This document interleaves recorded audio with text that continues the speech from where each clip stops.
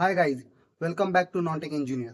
आपने रिसेंटली एक न्यूज सुनी होगी कि यूएस में इंटरेस्ट रेट कट हो चुके हैं। फेड ने इंटरेस्ट रेट कम कर दिए हैं। इसी के साथ आपने एक और न्यूज सुनी होगी, स्पेशली जो एक्सेंचर एम्प्लॉयज है, कि एक्सेंचर ने ग्लोबल वर्ल्ड वाइड उनके प्रमोशंस को डिले कर दिया है 6 मंथ से।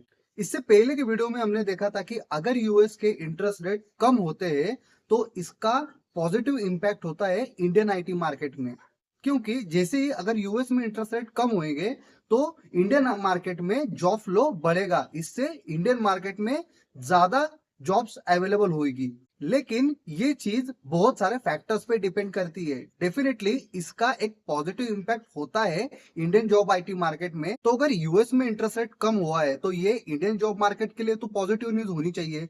क्योंकि अगर इंटरेस्ट रेट कम हुआ है तो कंपनीज क्या करेंगी, कंपनीज ज्यादा पैसा बोरो करेंगी। ज्यादा पैसा बोरो करेंगी तो उनके पास जो भी पाइपलाइन में प्रोजेक्ट रहेंगे, जो भी डिस्क्रिशनरी स्पेंड रहेगा कंपनीज का, वो बढ़ेगा। तो एक एग्जांपल के साथ समझते हैं कि लिंक्डइन ने रिसेंटली एक ऑप्शन अवेलेबल किया है जो हम यूट्यूब शॉर्ट्स की तरह देख सकते हैं।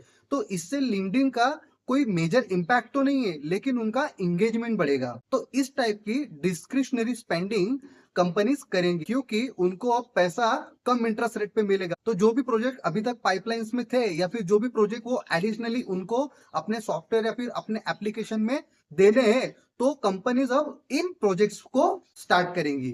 तो अब ये तो हो गई पॉजिटिव साइड। तो आपने न्यूज मार्केट में भी ये सुनी होगी कि अभी गूगल भी ले ऑफ्स करने वाले हैं, एक्सेंचर ने भी वेज हाइक्स और उनकी प्रमोशन साइकिल्स को डिले कर दिया है, वो भी ग्लोबल वर्ल्ड वाइड। तो ऐसा क्यों हो रहा है? अब इसको समझने के लिए हमें डॉलर डेप्रिशिएशन की कंसेप्ट को समझना पड़ेगा। तो देखिए, जब भी इंटरेस्ट रेट कम होते हैं तब मनी जो है वो चीप इंटरेस्ट पे अवेलेबल होता है। मतलब हम मनी बहुत इजीली बोरो कर सकते हैं। तो इसका मतलब क्या होता है? तो जब भी यूएस में इंटरेस्ट रेट कम हो गए तो वहां पे डॉलर की वैल्यू घटेगी। तो डॉलर की वैल्यू घटेगी, इसका मतलब डॉलर का डिप्रिसिएशन होगा।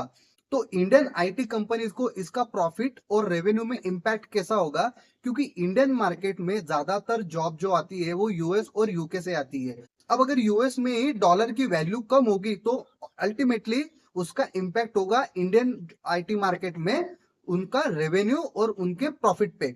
क्योंकि इंडियन आईटी कंपनीज का बिलिंग जो है वो डॉलर्स में होता है, और अगर डॉलर की वैल्यू कम होगी तो डेफिनेटली यूएस के क्लाइंट्स इंडियन आईटी कंपनीज को डॉलर में पे करते हैं। तो अगर डॉलर की ही वैल्यू कम हो जाएगी तो इंडियन आईटी कंपनीज का प्रॉफिट और रेवेन्यू दोनों इंपैक्ट होंगे। अपना रेवेन्यू इंपैक्ट होने की वजह से उनका प्रॉफिट उनको बढ़ाना पड़ेगा। तो प्रॉफिट को अगर इंक्रीज करना है, रेवेन्यू तो ऑलरेडी डाउन चल रहा है, तो फिर प्रॉफिट का मार्जिन इंप्रूव करना पड़ेगा। तो प्रॉफिट का मार्जिन इंप्रूव करने के लिए उनके पास अब कौन से ऑप्शंस होते हैं? तो वो करेंगे ऑपरेशन ऑप्टिमाइजेशन और कॉस्ट कटिंग। तो प्रॉफिट को इंप्रूव करने के लिए अभी आपने देखा होगा कि एक्सेंचर ने अपने वेज और अपने प्रमोशंस को डिले कर दिया है।